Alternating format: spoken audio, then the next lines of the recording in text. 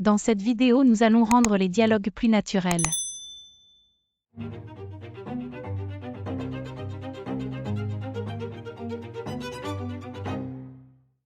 Nous nous rendons tout de suite sur la page de notre serveur domotique. Configuration. Matériel. Créer un capteur virtuel. Une fenêtre s'ouvre. On choisit un nom à notre capteur.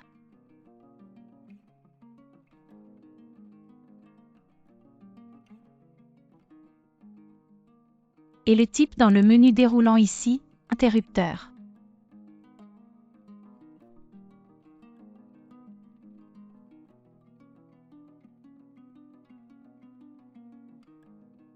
On crée un deuxième capteur dans le type. On choisit température.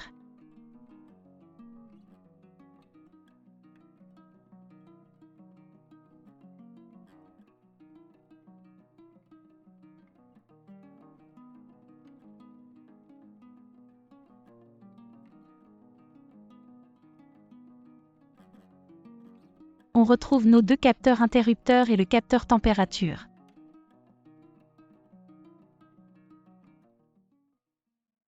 Nous venons de créer deux capteurs virtuels supplémentaires. Si vous utilisez déjà domotique, ce qui suit est bien sûr valable pour de vrais capteurs.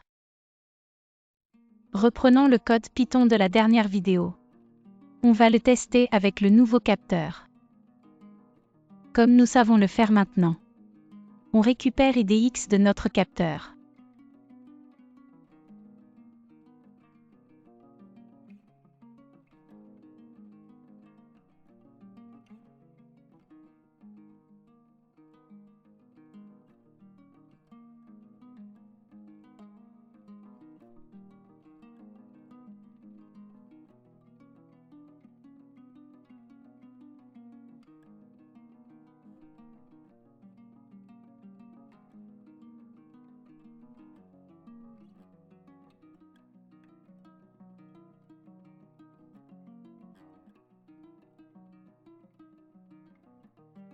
La dernière fois, on a simplement affiché du texte dans le terminal avec print. Aujourd'hui, on utilise la fonction input, qui va nous permettre de saisir du texte et le mettre dans une variable que l'on va appeler data.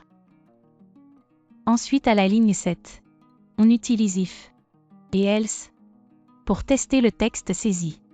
En fonction du résultat, on affiche des réponses différentes dans le terminal. Testons ce bout de code. Comme vous avez pu le remarquer, j'ai ajouté le mot lampe lors de la deuxième saisie, et dans le terminal, la réponse était différente. Le code fonctionne tel que l'on l'a écrit. Mais dans les deux cas, je demande d'allumer la lampe. Pour résoudre ce problème, je vous propose une autre syntaxe. Dans ce code, j'utilise les conditions avec if et je recherche les mots-clés dans la variable data. Testons ensemble.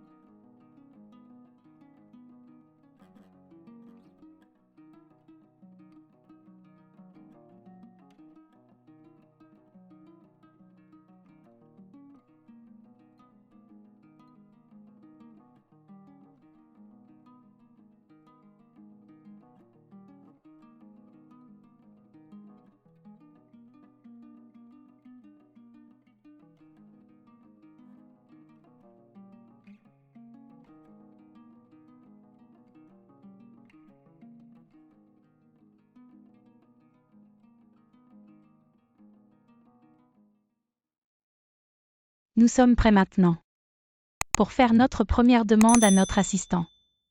On va lui demander d'éteindre et allumer nos lumières. On crée un nouveau fichier avec l'extension Pi que l'on va appeler assistant.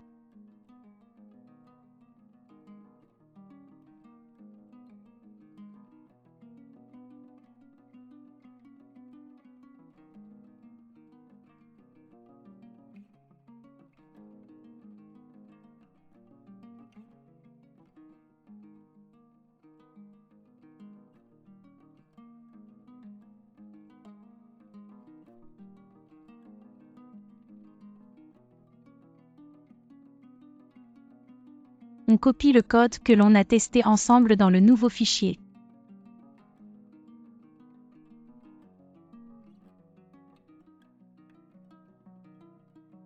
Puis on importe le fichier midomotique avec la ligne from, midomotique, import, astérisque.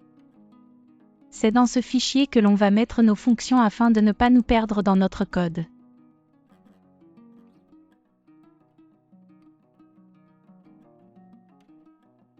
On copie le nom de la fonction, suivi des parenthèses, afin de l'exécuter. Si on rentre dans la boucle, on n'oublie pas de mettre les deux attributs, en fonction de l'action que l'on va demander à notre assistant.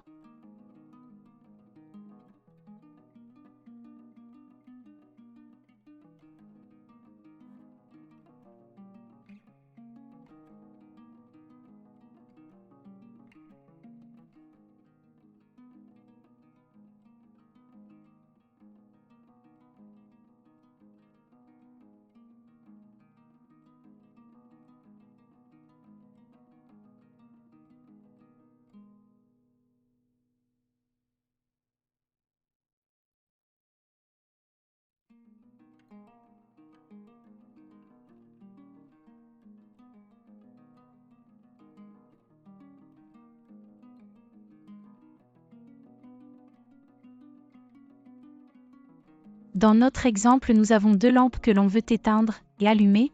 Pour chaque action, on choisit les mots-clés. Je vous conseille d'en mettre au moins 2.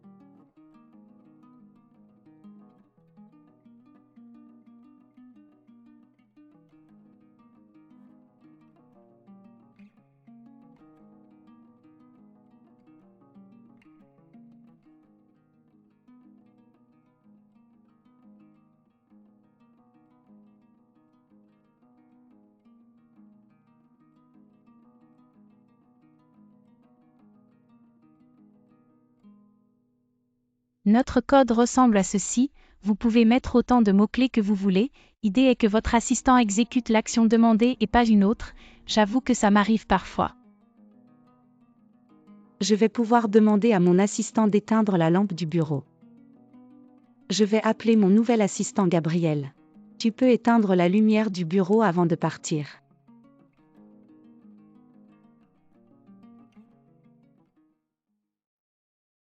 Voilà, nous avons un assistant qui peut éteindre et allumer les lampes à notre demande.